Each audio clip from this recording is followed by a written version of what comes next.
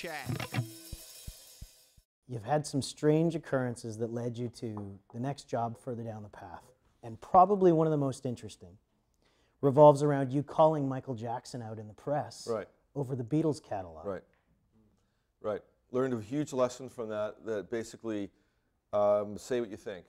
You know, have ethics and beliefs and stand up for them, and good things might happen. Or you might get in shit, one of the two. But what happened was, so I was there about a year and a half, and all of a sudden Michael Jackson bought the company to buy the Beatles songs. And he didn't want to run the company, he just wanted to own the Beatles songs. So he shut the company down, so everybody around the world was getting fired, including myself. And we all lost our jobs, and I was really upset, not only for myself, but I was actually, honestly, more upset for the Canadian music industry, because ATV Canada was the #1 outlet for Canadian talent reaching the world market.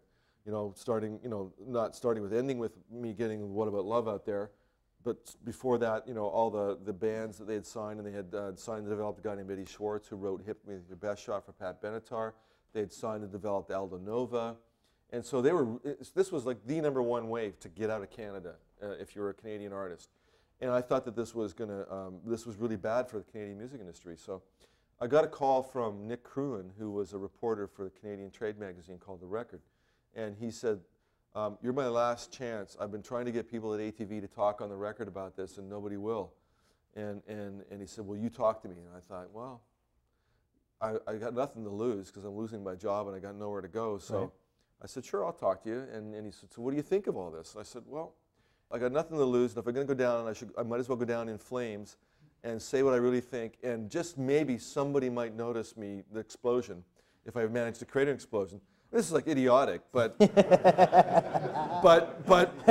was the plan, right? And I really honestly said, and maybe even Michael Jackson would see this, and if he really is a human being, if he could see, he's probably just a spoiled rock star, and he never gets to see the consequences of his actions. But if he actually got to see the consequences of his action, it might cause him to change his mind. And that's exactly what happened.